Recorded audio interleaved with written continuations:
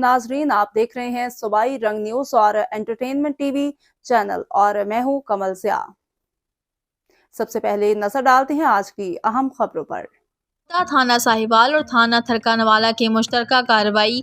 ईद से पहले लाखों रुपए मालियत का माल मसरूका मुद्दईयान के हवाले कर दिया गया।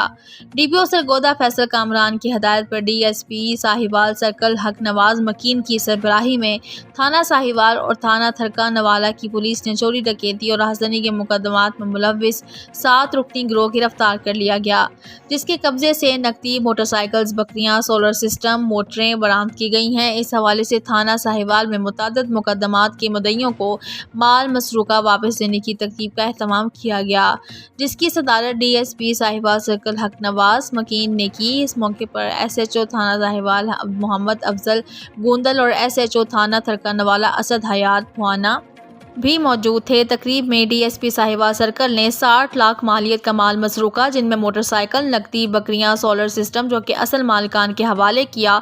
तकरीब के इख्तिताम पर अफ्तारी का भी स्पेशल एहतमाम किया गया था। पुलिस और मुकदमात के मुद्दईयों के अलावा मीडिया नुमाइंदगान और शहरियों की कसीर तादाद में शिरकत हुई।